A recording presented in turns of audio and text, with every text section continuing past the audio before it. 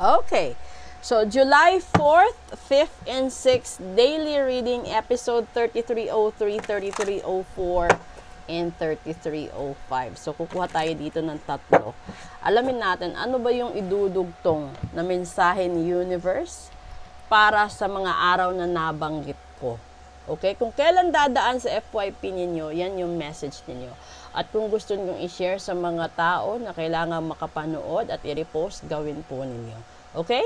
Sa gustong mag-book ng full private reading, magpa-ritual, magpatanggal ng kamalasan, message lang po kayo.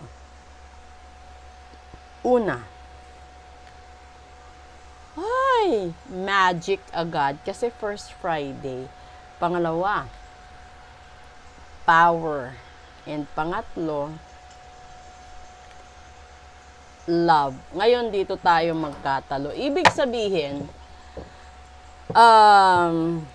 lahat ng problema, no, na meron ang mga tao ngayon, posible na ginamitan kayo ng magic, no, ginamitan kayo ng power para makuha niya yung nararamdaman o yung taong nagugustuhan ninyo. So, dito pumapasok yung mga agawan, dito pumapasok yung pagbabawi, no, yung bawian, dito yung mga alitan, hindi lang sa magkarelasyon, mag-asawa, kundi pati na rin sa magka-relatives, magkapamilya, magkapatid, di ba?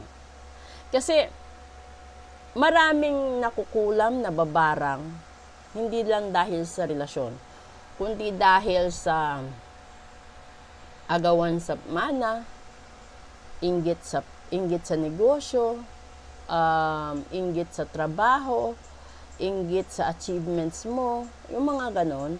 And then, siguro yung iba pa doon is parang bitter ka na ayaw mong makita yung mga tao sa paligid mo na umaangat tapos ikaw hindi ka gumagalaw. Ito yun. So, wala kang ginawa kundi sirain yung taong yun.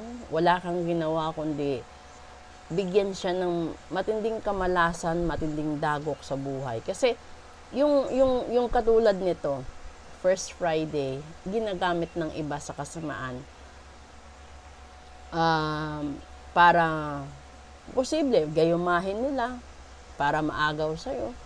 Posible din na gayumahin nila yung mga customers mo para mapunta sa kanila. Pwede din na yung atensyon mo, no, bilang